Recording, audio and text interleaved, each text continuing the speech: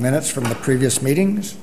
Moved by David, seconded by Brian. Are there any errors or omissions? All those in favor? Opposed? Minutes are adopted. And there is no business arising from the minutes unless someone has something. And I see nothing. Consent items. Let me just say that the consent items are items that the clerk feels that are should be on the agenda with very little, minimal, if any, discussion. So I go through these pretty fast.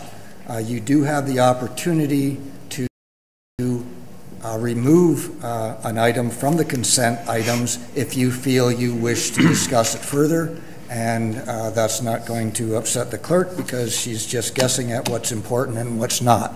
So, consent items, both A and B, there are items to be approved and items to be received. Would anyone like any of those items removed from the consent agenda for further discussion?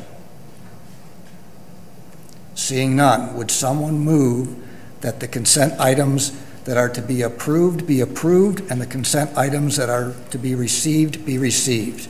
John moves it, seconded by Steve. All those in favor? Motion's carried. The consent items have been dealt with. Committee reports. There's a report from the Tourism Advisory Committee. How would you like to deal with that? Move that they be received. Do I have a seconder? Steve, any questions? All those in favor? Motion's carried. The committee report is received. Staff reports. You'll see that there are reports from the general managers listed A through whatever. Usually what this is for the new members, the general managers have the opportunity to update this committee, and what it's not is a recapitulation of what they do in their own departments. This is supposed to be items that are relevant to this committee. So that having been said, corporate services, the general manager's update.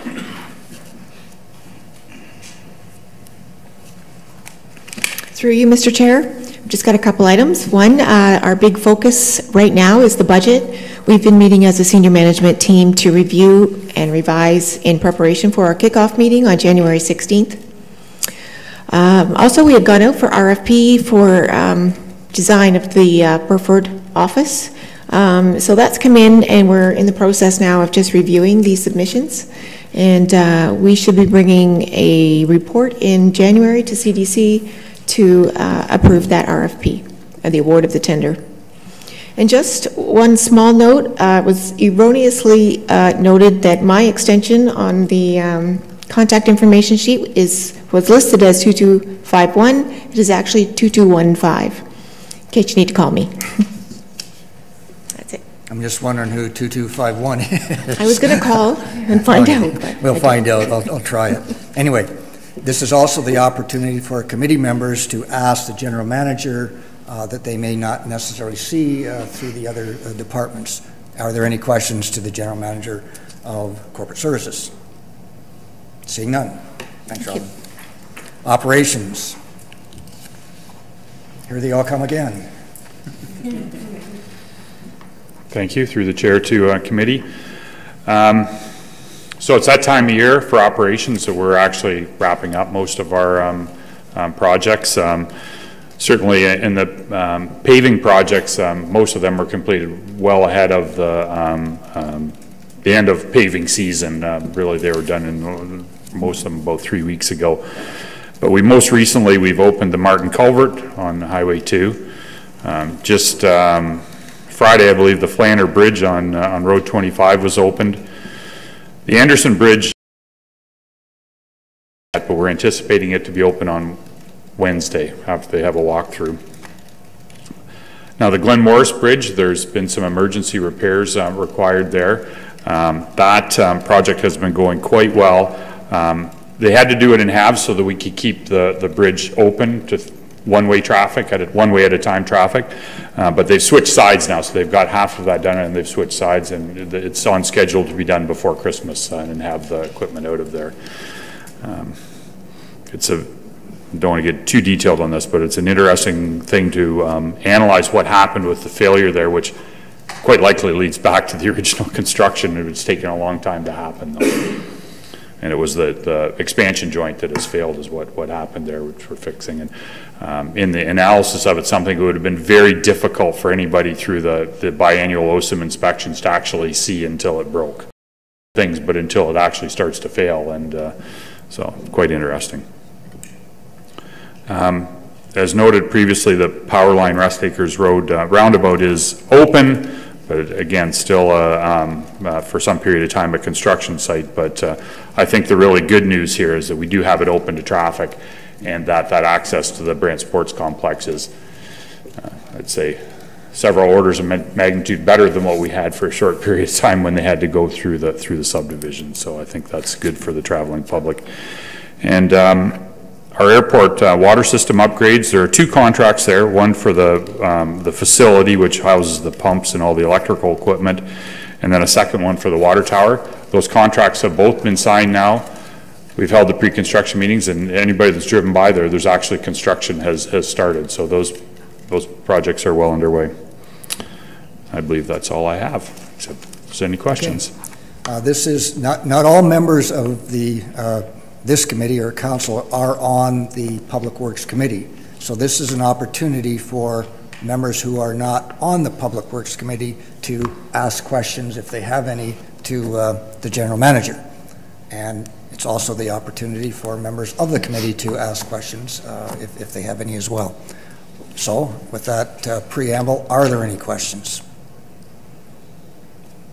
Joan. Thank you. I was pleased to hear the contracts were signed for the water tower. We've been waiting for some time, and it's great it's moving forward. Will that be a winter build, or are they just doing preliminary work before they start in the spring on the actual construction of the tower? Through the chair to committee. So as I explained before, there's two contracts here, and it's the facility contract that has started. There's actually work that has to be done on the facility contract before they actually start the water tower contract. Now, the water tower is a true design build project. The contractor that was awarded that project has the specifications for what they have to build, but they do the actual structural design. So it takes them some period of time to actually get their design done and get their drawings into us, approved, get a building permit and the like. So that the actual tower itself is not likely to start till near spring. But there's work that has to be done for that. We have to delineate the two sites after they get the first piece of work of some of the servicing work done. Has to be done before they can delineate the sites, and that's what's underway now. Okay, thank you. John. Through you to Rob. Can you give us an update on the Paris Master Servicing EA?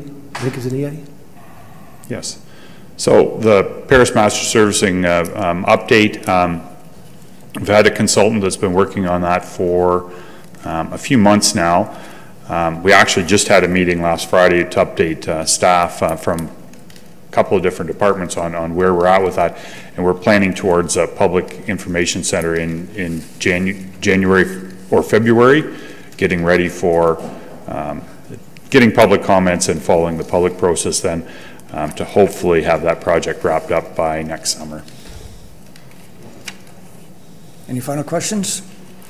Thanks, Rob. Thank you. Development Services. Again, no staff reports, but the General Manager is here for an update. Three quick things, just so the new members of council are aware. We are scanning all of our paper files in our property files and digitizing them and going to digital records. We've been working on this for a little while. All the files are now off-site being scanned. Once they are scanned, we're going to be reviewing them for a few months, and then they're going to be destroyed. And we're able to do that and meet legislative requirements for certified true copies. So the benefit of that is that easier access to more people, takes up less space, but also it allows for to protect the information in case of a disaster such as a fire in this building, or we're in the floodplain if the place is flooded out. we won't lose any of our records. They'll be in a digital form. The other thing that I wanted to just touch on, you may have read the newspaper article on building permit activity. We're somewhere around 450 to 460 building permits issued this year, which is quite high. We're somewhere around triple the revenue and the building permits issuance that we were anticipating, so we're doing quite well. And I just wanted to touch on a point, we sort of discussed it, but earlier in the agenda, you saw a report on the assumption of the Green Hill subdivision. And just to kind of tie that in, like I said, sort of touched on it. That is the final stage of a plan of subdivision. That's one that was initially discussed in 2008. Applications came years later. But at this point, when it is assumed, we are taking full ownership and responsibility for all of the services, the curbs, and it's up to our development engineering reviewing staff to go out there and make sure it's to our satisfaction, meaning that curbs aren't busted, the top coat asphalt is in good repair, catch basins are cleaned out, that sort of thing. And once we are satisfied, then we take complete ownership and responsibility of it. And that's all I have. Questions? Don't see any. Thanks, Mark. Strategic initiatives. Allison is back. Thank you, Mr. Chair. Through you, I'll be very brief here. As you saw in my overview, we are at the tail end of a number of studies and initiatives, so largely our focus has been on wrapping those up and putting the final touches on for your presentation and consideration in the new year. I was hoping to have dates for the public meetings for the St. George and Burford CIPs tonight.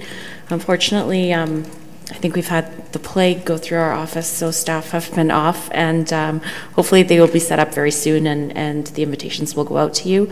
Of course, we'd love to have the ward councillors there, but any members of council are more than welcome, and I encourage you to come out and participate in those. The other thing that we've been working on is our annual reporting.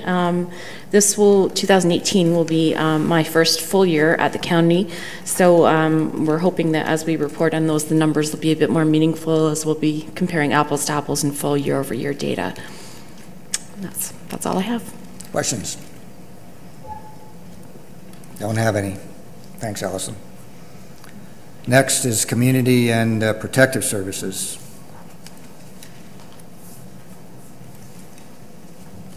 Thank you, Mr. Chair. Through you, I was advised today that we have a new playground installed in Onondaga, and I saw some positive feedback from members of the community there on some pictures, and it looks great.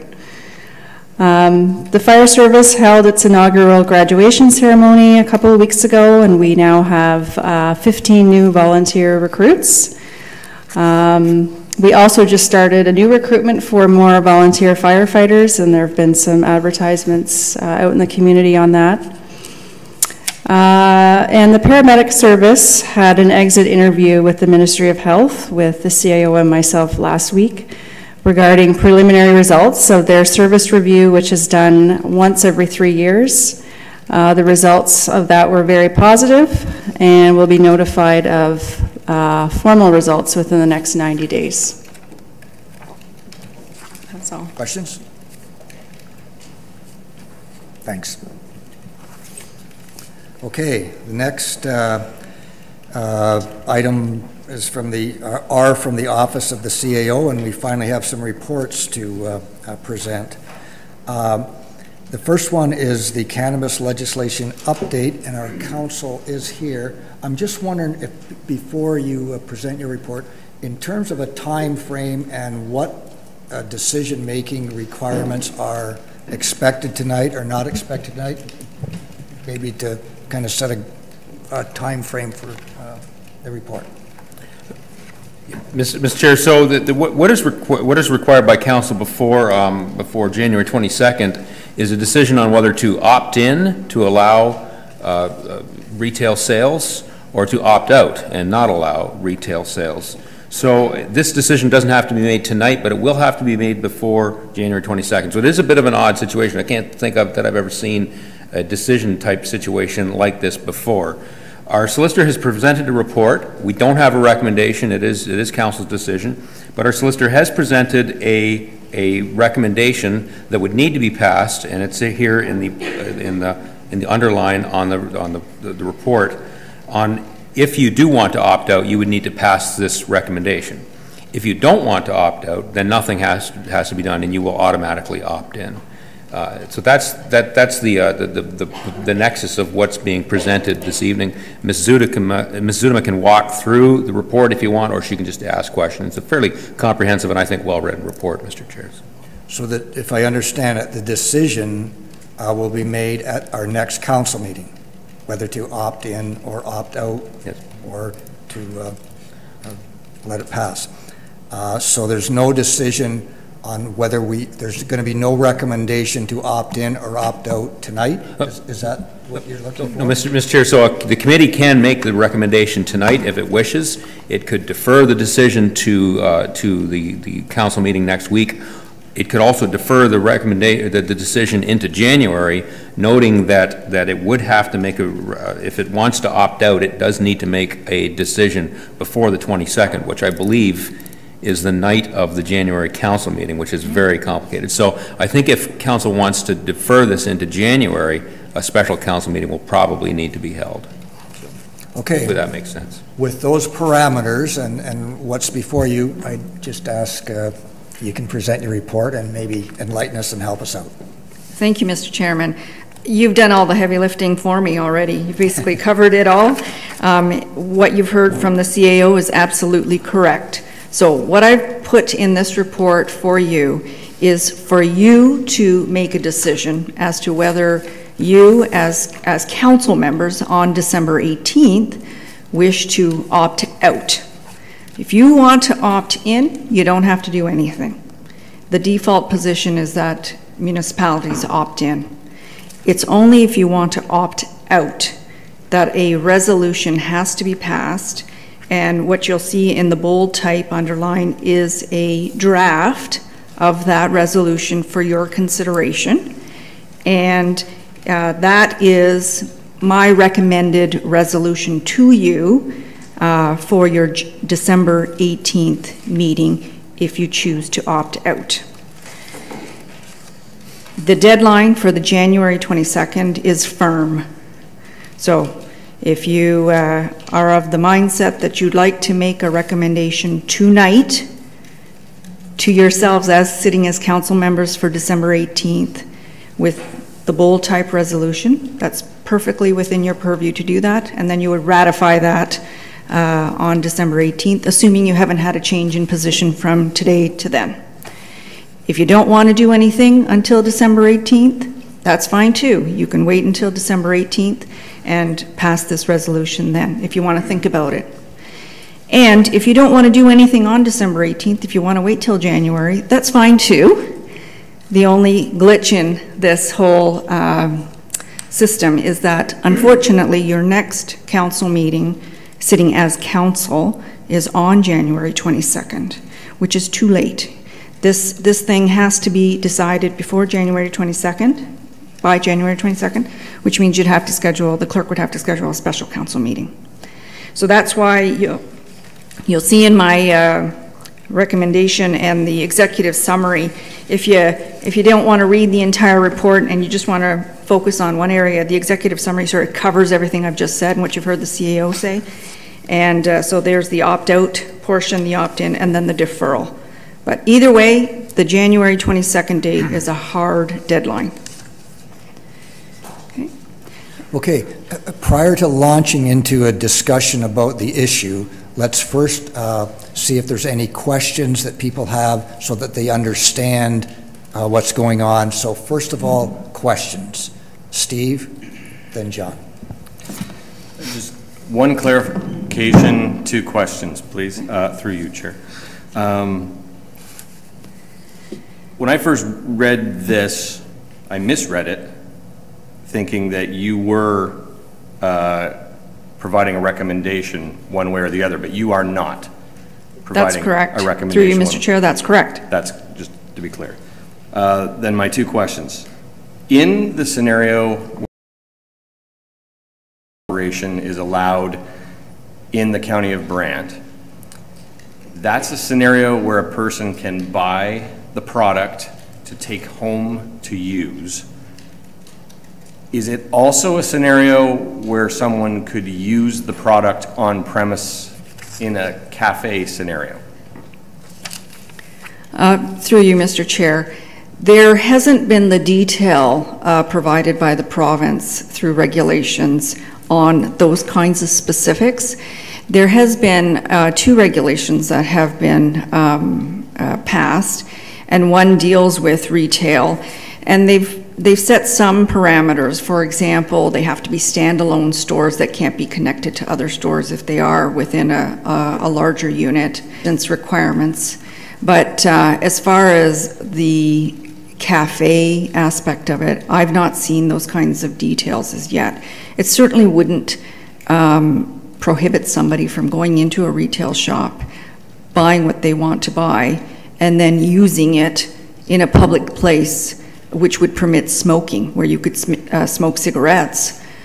They would be able to use cannabis freely, and as long as they don't infringe on any of the other limitations, they could buy it from the retail shop, go to a public place, and smoke cannabis. Okay, thank you. The second question is actually more complicated than that one.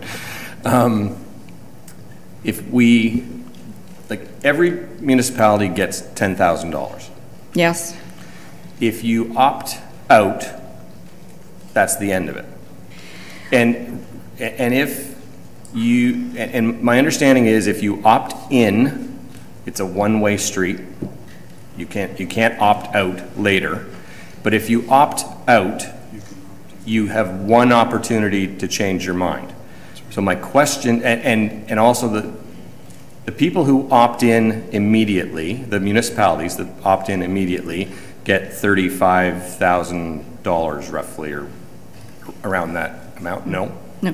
If, through you, Mr. Chair, if I could just clarify. So a couple things you've asked. One is, if you opt in, that decision is not reversible. That's correct. Yep. If you opt out, you get a chance to opt in at a later time, one time. You're correct. With respect to the funding, now I heard the folks from Emblem give their take on the funding. We've received correspondence from the province indicating that the funding allocation for this county is $35,787, and that's based on a certain amount per 100 households. Yep. Okay, so there's a formula, and that's the number. Now, the suggestion that was made was that the county only gets 10 grand and not the 35. I checked on this particular issue because the province's, the letters that we've received is not particularly clear on this. They call it funding allocation, but I did check with our treasurer on this issue, and the answer I got was that money was coming to the county in early January, and that's what you'll see in my report. The last line of the 5th page, this payment should be received by the county sometime early January, which, you know, makes one think that if you've got till January 22nd to make your decision, you get the payment early January, it suggests that you're getting your 35 grand even before you decide to opt out. So I'm getting the impression from the treasurer that that $35,000 is going to be available to the county even before a decision could be made on the opt-out. Okay, that was my area of confusion. I'm still a little confused because the way I was reading it, it sounded like if you're out, you get 10 grand. If you're in, you get 35. And my question was going to be, if you opt out initially and do your one-time change your mind, 6 months from now, are you still eligible for that funding to help deal with your local issues? You're suggesting that that money's coming either way. Yeah, and through you, Mr. Chair, I had the same interpretation. I thought it was 5 grand and then another 5 for a maximum of 10.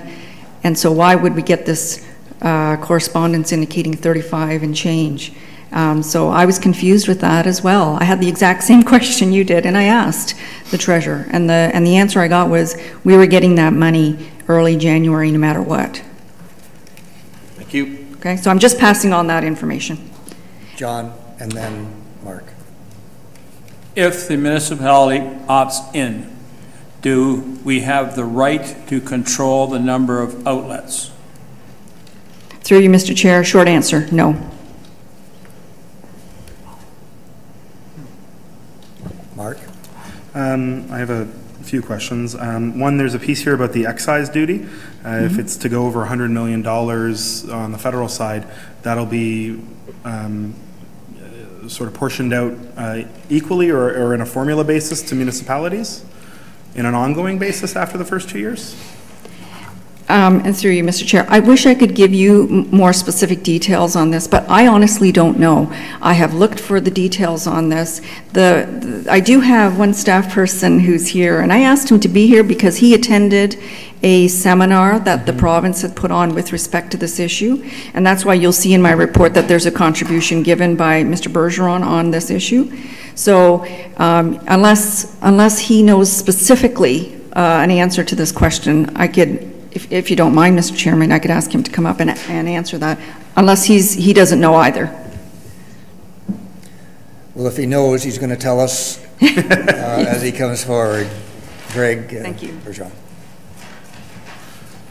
Through you, Mr. Chair, the answer to the question is, again, it's going to be on a per household basis, is the information that we were provided by the province. Thank you. Same formula. You have a couple I do more have questions. some follow-up here. Do we have any idea or any signals from any other neighboring regions about what they're going to do? I know Brantford has deferred until the last possible minute. My sense is hoping that the province will blink and change their mind, and maybe it's good to have this on the record, but it seems to me as though, and I think this needs to be clear, this isn't, councils are opting in or opting out, not based on their thoughts about legalization necessarily, but on their thoughts on the model, to Councillor Wheat's point about not having any local control, after we opt in, if we opt in. So do we have any sense from others in the region? And one councillor in Brantford made some suggestion that we all need to get together as a region and talk about this. Have there been any connections made from any other regions to talk to us about doing some joint work? Okay, perhaps that. No pun intended. Perhaps that question should be directed to the CAO. Through you, Mr. Chair, I know other than chatting with the city CAO, I've had no contact from any other regions. I think this is rolling forward into the municipal sector so quickly, and there's so little information, it has been difficult for us to digest, to think strategically about it. It is a very tight timeline that we've been confronted with. My worry, if I can speak to this. Again, we're not debating, but I know. If you have questions at this point. So, is there a scenario you could see based on what you've looked at where we opt out and then later, the province blinks or there's a new government and laws change, because that's new governments can change these rules later, where we are then behind the eight ball for the three manufacturing locations that are on the books in the county, where they're going to be playing catch up regionally. Do you think that's a risk that we need to be looking at, a sort of competitive risk with other regions? Through you, Mr. Chair. I have no particular skill as far as the business aspect of it. This legislation doesn't impact the manufacturing portion. It's only with respect to retail stores. The changes that you're seeing have been implemented by this conservative government. So I can't imagine them changing those rules in the short term. I think this is going to roll out. So it's whether you want to see retail shops located within the boundaries of the county on April 1st and beyond. But the deal could, the parameters of the deal that the province has made now could change in the future. When we're talking, I just want this clear for people listening at home. Okay, just if I could, if you recall, I'd like to have questions first. You can give your opinions after other people have had a chance to ask the questions, if that makes sense, because I've got John and then John. Fair enough, Mr. Chair. Thank you, Mr. Chair. To the presenter, I actually had expected that we would have seen an analysis of the pros and cons of having retail in the county or not in the county. And the focus of this report seems to be much more on the monies that are available, whether we do or we don't. And to be honest, the monies are relatively small, and secondary... Again, questions, please, rather than... Can opinions. somebody give me... I would not like to make a decision on this without a presentation of the pros and cons of the social, the enforcement Again, issues. John, if you'll have a chance to give your opinions once people have the chance to get an understanding of the report. So this is a time for questions, because I have other people that want questions. So if you have a question, now's the time. Yeah. Can the staff provide a report of the pros and cons? And sorry, Mr. Chairman, if I could just touch on that point, you hit it on the head. The pros and cons that are identified in my report are with respect to the funding. Really, the social issues are not for me to opine on. So it's a decision that you folks have to make after, and I put in my report after gauging the public sentiment and so on, as you do your due diligence. John, and then Joan. So we have no controls really over location of these places. The other thing when I was reading through, for Emblem in particular, because they're a producer, I got the impression that even if we opted out, they automatically still have an opportunity to have a location for retail sales there? Is that? No. So if we opt out, they don't? Okay. That's right. Joan. Yeah. Okay. Thank you, Mr. Chairman.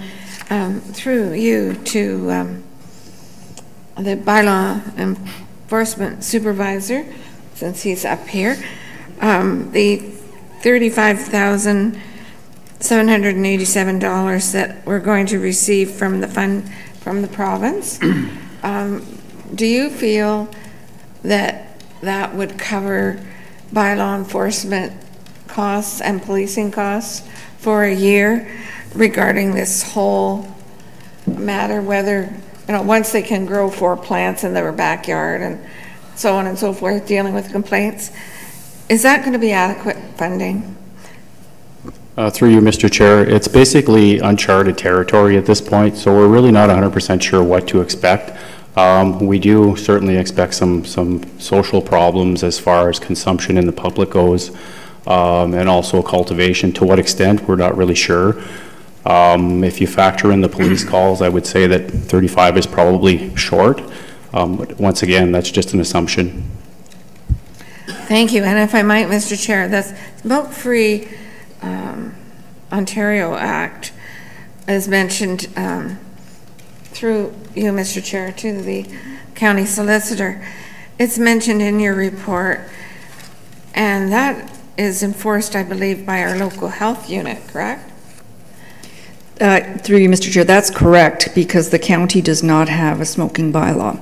Yeah, if you decided to implement a municipal smoking bylaw, which would restrict smoking to certain areas, then of course there would be enforcement issues associated with that. And then I would think that the enforcement costs would even go higher than what Mr. Bergeron has identified. Thank you for clarifying that. And again, seeking questions of clarification, John? Yeah, thank you, through you. So we have to make a decision one way or another by January 22nd. On the opting out. If you don't, if you want to opt in, you don't have to do anything. We're automatically in, right? Exactly. So let's say that we made the decision to opt out. We get our one time that we could potentially opt back in if that's what we choose to do. Is there a time limit on that? I didn't see that, and sorry if I missed it in the report, but I didn't see, like, is it, 6 months, 8 months, or potentially could be a couple years down the road? Is there anything on a date for that? Through you, Mr. Chair, there's nothing released by the province to indicate any deadlines for those. Interesting. Thank you. Okay, just procedurally, what I have to do, Mark, is if anybody wishes to ask before you ask a second time, I have to look around. So I'm not ignoring you by looking around, and I don't see any other questions, so you have a second opportunity. I threw you to the bylaw manager because he wasn't there when I asked my first question, and I didn't know he was in the room. Have we seen since the October legalization any increase in bylaw costs related to this issue? Not at this point. We haven't enacted any bylaws to effectively deal with the consumption part. We have been getting some calls, and we are tracking the calls related to cannabis complaints, and we received 4 complaints. Most of it right now is dealing with production and the odor from production sites. Thank you. Okay, I see no questions, no hands up for questions, any to deal with the report at this point.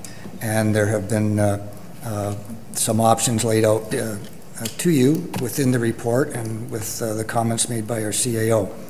I will turn it to you. How do you wish to deal with the report?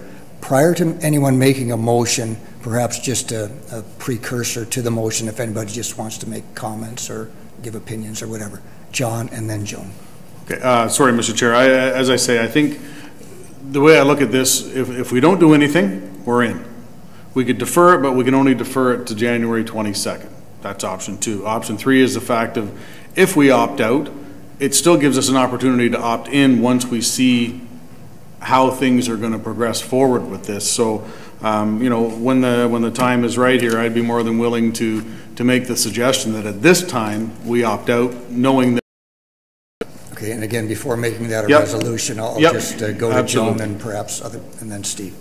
Thank you, Mr. Chairman. Yeah, there is a committee, a joint committee of Six Nations, Brantford and Brant County, called the Impaired and Distracted Driving Committee. Mm-hmm. We've been discussing this issue, and we're going to propose a resolution to all the councils at our meeting this Thursday. I'm not sure if I'm going to be there because we don't have an appointee yet for that committee from our county. However, they've been looking at this issue, so there should be something coming to the December 18th council meeting. But one thing I noticed, Mr. Chair, during the election campaign, I never had a lot of people talk about this issue. So I'm wondering, how is our community feeling about this? Do they want us to opt in or opt out? Some of you may have had lots of questions, lots of comments, and it would be interesting to know that.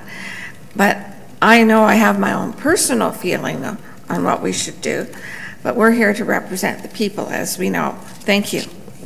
Steve. So since this is the time for discussion, might as well crack it open.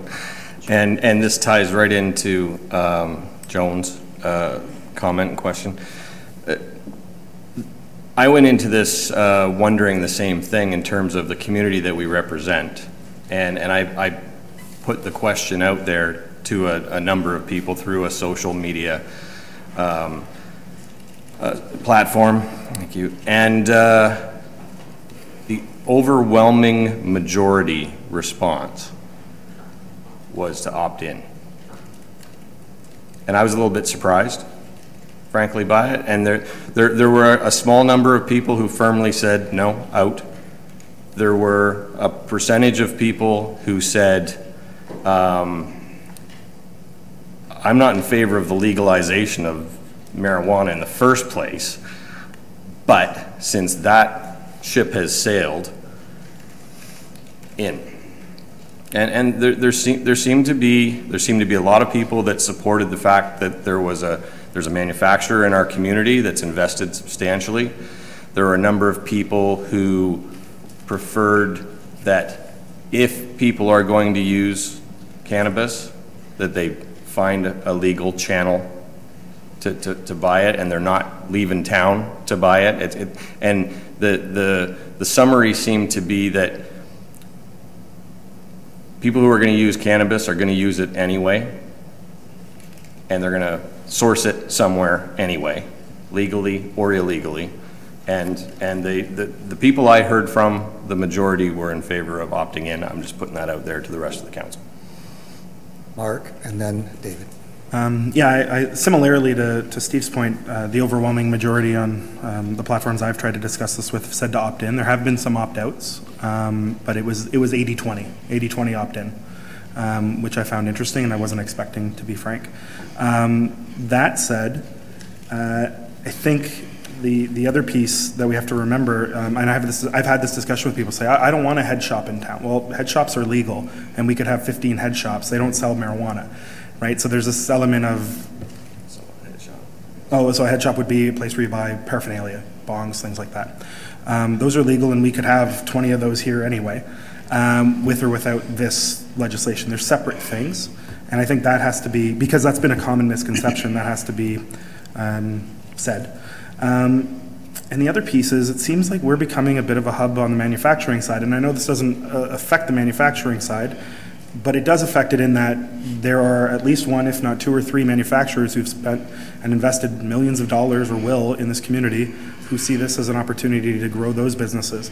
I do think we're strategically placed in such a way that if they're good manufacturers with good retail outlets, they will, the competition piece will help those very good shops that would be connected to manufacturing thrive. Speaking to some folks in Hamilton, they were telling me that they have dispensaries that are illegal, that are operating, and bylaw tries to crack down on them, health tries to crack down on them, and they do. Those could happen anyway, irregardless, because they are not necessarily, they're in this weird gray market. So, with all that said, I'm veering towards opt-in, but I must say this, I think the province has set up a model that's I'm more on that side, and I'm still of two minds, and I'm still, it's like a 60-40 with me, because the model and the clarity from the province has been so bad. Whatever we decide, I do think that there needs to be some letter from the county to the province about the model and the issues we have with the model, because even if we opt in, it doesn't mean we don't advocate for a better model, in my opinion. Thank you. Mayor David. My only remarks are that I took my 1 year of high school when I was 17 in Amsterdam, where it was legal, and there was smoke shops and coffee shops, and I didn't once feel the need to go in and smoke a joint or buy a joint. I don't do it. I never did it, and the fact that I could go through a whole sort of street of stores, 12 to 14 in one block, didn't entice me to get off my bike and buy a joint. So I'm not sure that we should opt out. Just, I think the rest of the world has made it work. The model is worldwide. I mean, if you don't get on the boat, you lose. I mean, Belgium chose not to. Holland chose to. It's working in Holland. There's more addicts in Belgium than there is in Holland. So I'm thinking that those that will, and those that won't, don't. So I think that we should just be aware that it has worked for years other places. Brian? Thank you, Mr. Chair. Councillor Howes is right. The ship has sailed. It is legal. And it is going to be probably a bigger issue than most of us really want to see. But I really would like to see some more public feedback before we make a decision. And I would like this is just a proposal, it's not a motion yet, Mr. Chambers, that we ask for a deferral at this moment, seeking public input back to us by the 15th of January to hold a special meeting, council meeting, which is a week before that drop dead date of 22nd, to give us some more feedback. I know that some people have had some feedback on social media. Damn social media, it can be a problem. But I'd like all of us to be able to get that information and before we go in and make a decision whether we're in or out. Because I think this is, I kind of agree with the mayor in some ways. I smoked a lot of tobacco in my day, but I never got into the weed. But the opportunity was there, and it's there for a lot of people, but I think, I'd like to see some public input back into us. David? I won't give you my opinion one way or another of my thoughts on marijuana, but I will concur with Councillor Coleman and what some of the other discussion. I would like to hear more input from the public, and I know, talked to Councillor Gatwood earlier, that the impaired driving committee wanted to make a presentation. I would love to hear their presentation, and I'm sure there's a few other groups. And in the meantime, maybe we could get a little more clarification from our municipal neighbors as to what they're doing. It may influence us, it may not. So again, going back to what Councillor Coleman says, if we push this out till, he circled January 15th, but if we pushed it out to the new year, I think that would be preferable. Okay, again, I'm not ignoring anybody that's got their hand up if you've spoken once already, but if there's anyone that wishes to speak the first time, seeing none, I'll go to the second time speakers, recognizing the fact that you only have 5 minutes, and most of you have used up your 5 minutes. So second go around, Joan, and then John. Thank you, Mr. Chair. Well, I agree with Councillor Coleman on the deferral because I think that gives all of us a chance to get more feedback. And I'm not sure on social media whether you got names and addresses of those people, but I feel compelled to somehow get information from the people in Ward 5, whether they're in favor of this or not. As we know, they can be 150 meters from a school as long as it's a commercially zoned property. And I have issues with that. And I know that when in Colorado, that when they legalized it, there was an increase in rural accidents by 300%. We talked about that at our committee. And we haven't seen a lot of accidents since October 18th when it was legalized, or the 17th, excuse me. But the more opportunities and outlets there are out there, is that more opportunities for impaired driving by drugs. It's debatable, but I want to hear from my residents, so I like that idea of the deferral. Thank you. John. Thank you, Mr. Chair. A couple quick things. I agree with the deferral in the sense that, yeah, I think it's very important that we get public input on this. Now, if we think about it, we're already December the 10th. So by going to January the 15th, may not really give us the amount of time that we need in order to get that feedback to us with the holidays coming and the new year coming and all that sort of stuff. So that kind of spins me around again to the fact of, if we did decide to opt out, that allows us for that input from the public. Once we get that, we can make another decision to opt in. My problem with the opting in is the fact that, as Councillor Weed said, we have no control over where these things might pop up or not pop up. Maybe as this thing comes to fruition and January 22nd passes, the government may put some sort of confinements on where they can be. I don't know. But I don't feel that January 15th is sufficient time to hear back from the public, although I do agree that we need to do that. Mayor David, and then John. I think that Joan is right about the impaired and the problems with driving impaired and things like that. That's why I would suggest we vote in so that people can buy it at home and not have to drive to Hamilton and get caught for impaired coming home after they've bought it somewhere other than the county. John. Thank you, Mr. Chair. So perhaps to reiterate what I tried to say earlier, that I miss the pros and cons on this argument on the social and enforcement issues. We're not the first people to do this, so there must be a body of experience out there that isn't just the opinion of individuals.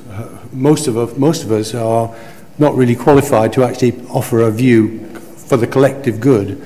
So I would ask the staff do some research and bring back information from other communities that have had to go through this process. And that will help us, well, it certainly will help me in making my decision. Okay, we've all had a chance to speak to the issue. Let's do the easy thing first. Would someone move that we receive this report? Brian, seconded by John. Any final questions to the report? All those in favor? Which John was that? Sorry. I knew that was going to be a problem. John Bell. All those in favor? Now, you have some suggestions that were out. I'll try to referee this. There is the opportunity to place this same item on our next council agenda, which is in December the 17th.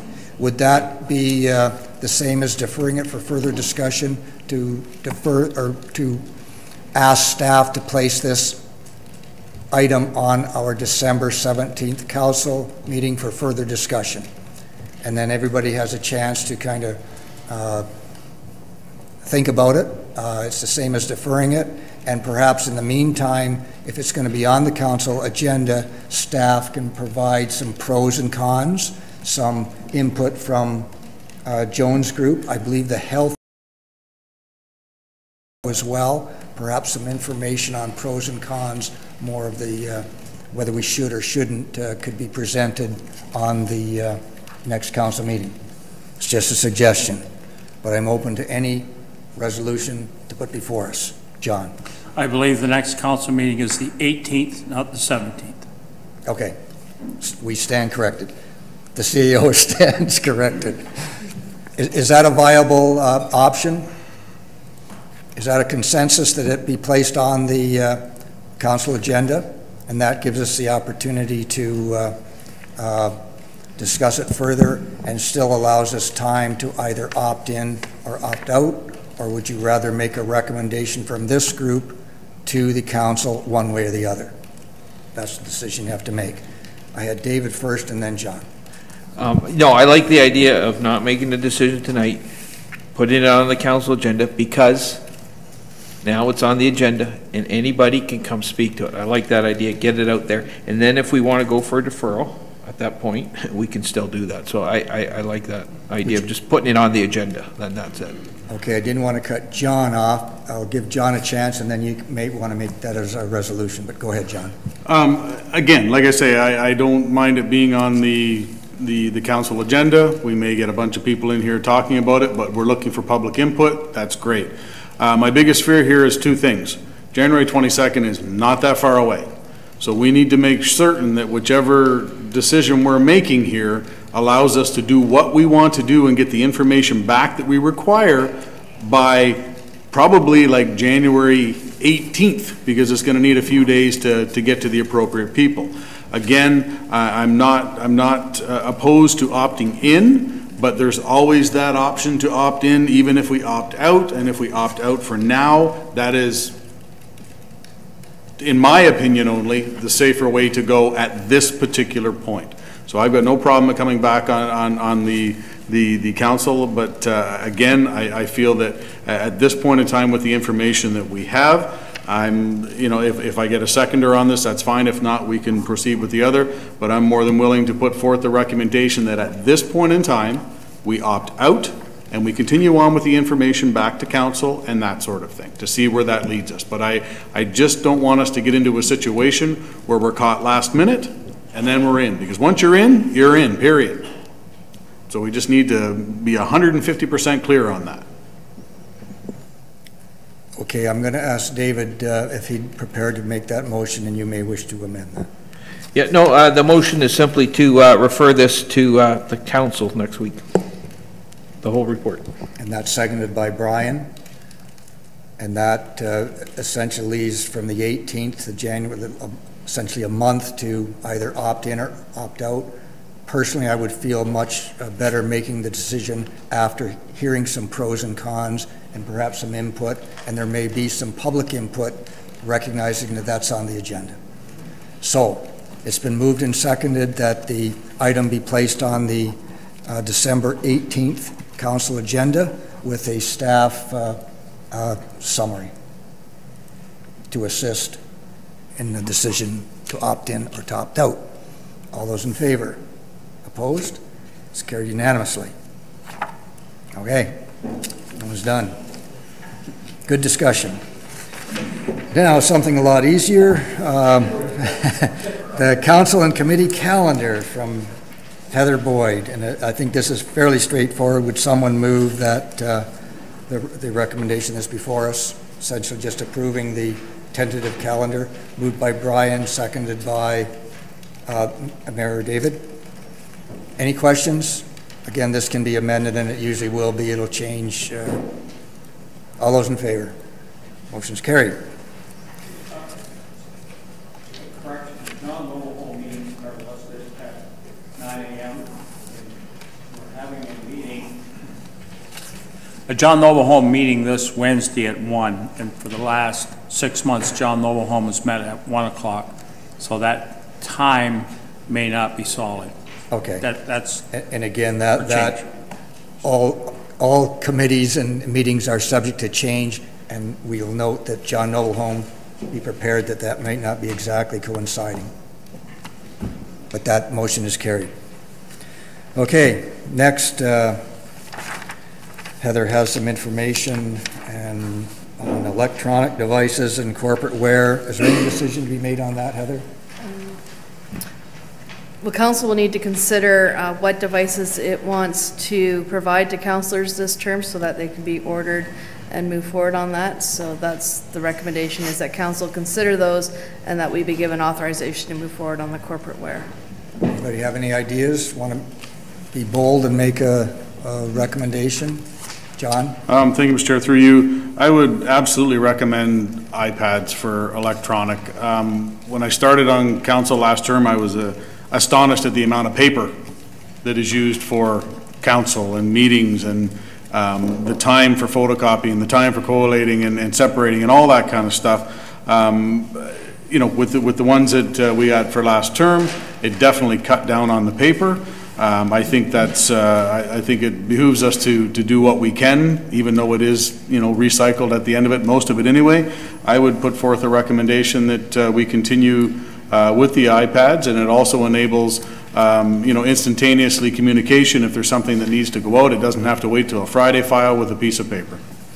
Friendly amendment to that. Go ahead, and then we'll put it forward as a motion. Would be to also include a mobile device and plan with voicemail. One of the things I heard consistently from people at the doors during the election was voicemails bounce back, they're on people's home lines, a kid answers the phone, you know, things like that. Voicemail doesn't work, there's no caller ID. I think leaving that up, I don't know if people are aware who are watching on television or YouTube today, but you know, we have our personal mobile devices or our personal home lines, and I don't think that's a best practice looking at the report that we saw of other municipalities. So I think, yes, an iPad makes sense on what we have to read, but I think between that and also Freedom of Information Act, if I'm mostly talking to my ward mate via text, I do think people should have the ability to see that without it being my personal phone that gets surrendered to whomever might be looking into that sort of thing. So for customer service and best practices, being able to get a hold of someone especially in rural areas, I think both need to be on the list. Okay, so we've got competing suggestions here. We've got one's not exclusive of the other, but let's put it forward as a recommendation. John, you were the first off the hop, so you make the resolution, and then maybe Mark can amend it. We'll deal with the amendment and then the resolution. Yeah. Again, if I could just speak to that friendly amendment there, in the sense that actually the friendly amendment isn't a friendly amendment yet. Okay, so I feel just the iPads, because if people are going on to the county site in order to get the information to contact us, whether it be a cell phone, whether it be email, whether it be home phone, that information is on there. I think I would much prefer having the email. Because there's something to be said about somebody leaving a message or somebody putting something in writing, and I think the email is sufficient in that form. I don't think it's necessary to have both. Well, before we get into a big debate about this, let's put a resolution on the floor so we know what we're debating. Okay, I would put a motion on the floor that we be supplied with an iPad for this term. Do I have a seconder for that motion? John seconds it. Discussion on that motion. This is the opportunity to put amendments if you wish. Discussion on the motion. Joan? Thank you, Mr. Chairman. Well, I was handed this 4 years ago, and I have gradually learned how to use it. There's still a lot of things I don't know how to use, and it sometimes does things, and I think, what is going on? I think if we're going to go with these, that we need to have a course, either through the library offered to counselors or through our IT staff offered to counselors, so that we can use these properly. There's a lot of things that happen, like mine just got updated recently and now it's doing weird things and I don't know how to stop it. So that's my comment. And cell phones are great, Okay, except at this where I point- live. At this point, Joan, the cell phones aren't on the Okay, table. So sorry. you had your speech. Man, Mark. I would like to make an amendment to add mobile service with voicemail for constituents to be able to call, because I am getting a lot of phone calls from folks, and especially older folks who an email isn't sufficient and they're not going to send me an email. Let's see if there's a seconder to the amendment. Seconded by David. Now you can speak to the amendment, and I'll call the question on the amendment. Do you want me to put the amendment on or defend It's it? on. You've moved the amendment, seconded by David. Yes, and the other piece is I do believe other municipalities do come into contact with Freedom of Information Acts, and I think those should be in registered devices of us as county staff members, whatever you want to call us, contractors, because I don't think, look, if I decide I don't want a phone, then now people don't have an option to phone me. If I'm texting council members about items that are for the public review, public should have transparency and should be able to see that. I know when I text people in Brantford who are on their council, they say, by the way, just a reminder, this is open to freedom of information, and I think that's better transparency for the people who vote us in. Again, speaking to the amendment, David, and then Brian. I see a lot of benefits. I don't see many negatives. I don't see any, to be honest with you. Whether it's we could text Heather to say that we're going to be late for our meeting, or one of the other clerks, or just getting a hold of another counselor saying where are you parked if you're going to I don't know, some forum, a social housing forum or something like that. No, I mean, I see a lot of benefits. I think it's a great idea, and anything that helps with communication. And let's be honest, we talked about communication in the previous council, how important it was. I think this will help. So, Brian, to the amendment. Speaking to the amendment, as long as it's just an option, because I don't want to carry another damn phone. And John? Thank you. And speaking to the amendment, with what Councilor Miller said there, I can text Heather and tell her I'm going to be late on this. I can talk to another councilor on this. Again, the problem is those of us, I think most around the table already have one cell phone. If we have another cell phone, is it going to be, oh, now you're carrying two, or did you just remember one and maybe you haven't got that one? Again, we have an option of what numbers we put on for our contact numbers. I don't think a phone is necessary. Okay, I'm going to call the question on the amendment. All those in favor of the amendment? Opposed? The amendment is defeated. Now I'll call the question on the motion, and that's essentially to with the iPads, as is status quo. To the resolution? Yes, long as the iPad is an option, because I still prefer the paper. I think that nobody can force you to do anything you don't want to do. So I'll call the question. All those in favor? Motion's carried. Does that give you enough direction, Heather? The only thing outstanding still is the corporate wear piece. Are we gonna Corporate move wear. forward with that or I not? can recall years ago, Gord Gibson and Mabel Doherty arguing vociferously about whether to have white pants or gray pants to go to the plowing match with their nice green coats. So as long as we don't delve into that kind of issue, how do you feel about corporate wear? Again, that would be optional. John? Mr. Chair, I think we've all talked about it at conferences that we've been to, that it kind of looks, it looks very professional when you get a municipality in there and you have the crest on the shirt and you know where they're from. I think it's important to, to get our name out there. I think it's a great idea, and I'd be willing to purchase a few of them. Again, before a motion gets it's on the floor, Mark, go ahead. what's the benefit beyond us having pins, which we have very nice pins for the cost? I don't necessarily, I actually look at it the opposite. Maybe if it's going to be an option, but not being forced to wear. I think in another way, we're municipal councillors. If we all dress in the same golf shirts, I don't know that that makes us look more professional or makes us look more like we're in. Well, I'm sure hoping that we're not talking about golf shirts. I'm talking about jackets with crests or something. So I think we need to know what we're talking about, what we're ordering before we order a bunch of them. Brian? Thank you, Mr. Chair. Well, if anybody that went to the Christmas party the other night, and everybody should have been at the Christmas party the other night anyhow, that's besides the point, would have noticed that the CAO had a nice jacket on, town emblem, looked sharp, impressive. I thought I would go for that.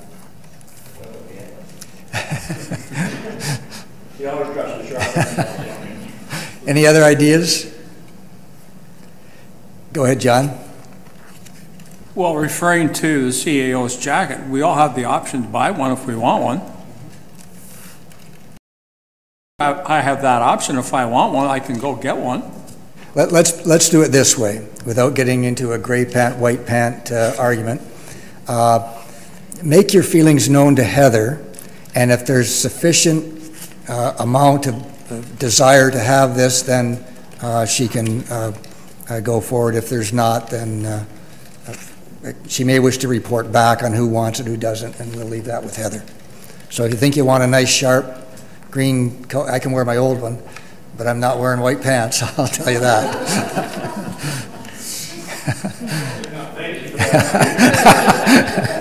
Okay, I think that deals with that report. Let's just move to receive that, and then it's official. Brian and Mayor David, all those in favor? Opposed? Motion's carried. Okay, the last report from the Office of the CEO is the outstanding committee appointments. And the resolution is fairly straightforward, except for number 8. If we could put a name in there now, that might save some amendments later on, and I believe there's going to be another amendment that was brought to my attention prior to the meeting. So do we have a volunteer to sit on the Brantford Brant Six Nations Impaired and Distracted Driving Committee so we can put that name in there before we do it? I'll nominate Joan McGarrett. You good for that, Joan? You've been on that before, haven't you? I volunteered 4 years ago because Okay. I felt it fit with the Police Services Board. However, if there's someone else that wants to have a turn, they meet at noon on the second Thursday. Anybody have an abiding desire to sit on that other than Joan? Okay, we'll put Councillor Gatward in number 8. And I believe John has a suggested amendment as well that came up at the nominating committee. So at our Heritage Committee meeting last week, we had a request that we have another councillor sit in on our Heritage Committee, and Steve House has requested to be part of our committee, and so I'd like to make that amendment that we put forward that request. Okay, so John is making an amendment, which would be number 9, that an additional council member be appointed to the Heritage Committee, and that appointment be Steve Howes, and that is consistent with the appointees there now. So that's moved by John. Do I have a seconder? Mayor David again. That's an amendment. All those in favor? Motion's carried. Are there any other amendments that we need to deal with? Okay, I'll call the question as amended. All those in favor? Wait a minute, I got to get it moved. Moved by John and seconded by John. All those in favor. The next ones are going to be David and David. That's not quite as hard, but okay. CAO's update. Thank you, Mr. Chair. Very quickly, I can mention that the fire hall tender, I've had a couple of councillors ask me. We did go to tender for new fire hall builds for Scotland, Cairnsville, and Onondaga back in October. The tender closed a little while ago. We had 19 respondents, and they were all very close together. So we're spending quite a bit of time on the analysis. I will be bringing a report to award that tender directly to next week's council meeting. Orientation, just a little bit of an update. We went through some orientation this evening. Our next session will be at the Planning Advisory Committee. Andre Gravel will be providing an update on the Ontario Building Code. And then at Corporate Development Committee, Gary Scanlon, who works for Watson and Associates, he's probably Ontario's leading development charge economist, will be orienting council on the development charge process, because this council will be charged in the next 8 months to pass a new development charges bylaw. And on January 16th, council will be meeting for their first budget meeting, and Ms. Hewitt and I are preparing a fairly comprehensive orientation on municipal finance. So. The last thing I want to mention, Mr. Chair, is at the council-elect meeting a couple of weeks ago, there was some discussion about a report on governance and the committee structure, and the clerk and I are preparing to bring that through, we believe, if we can, through the January committee cycle. So you can look forward to that. That's my report, Mr. Chair. Any questions? Thank you, Michael. Then let's move on. No communications, no matters referred by council, other business. Our procedural bylaw is kind of specific on this, that it says if you want to have an item of other business, what you're supposed to do is contact the clerk and have it put on the agenda as other business.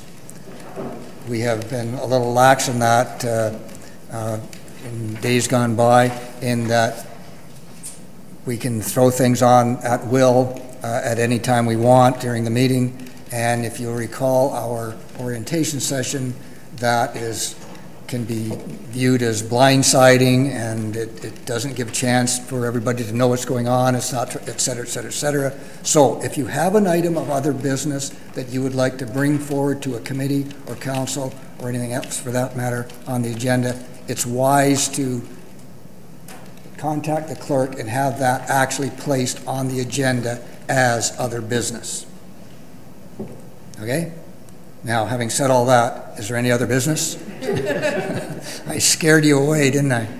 Okay. Again, that's just gives everybody a chance to at least know what's coming, and it also gives the public an opportunity to see what's coming rather than spring it on people at the last minute. But there may be some issues that come forward at the last minute that we need to deal with, other business. In-camera session, would someone move that we go in camera to discuss the item as presented on the agenda? Moved by John, seconded by Brian. All those in favor? Okay, we will take a 1 minute, now listen to this, a 1 minute recess to allow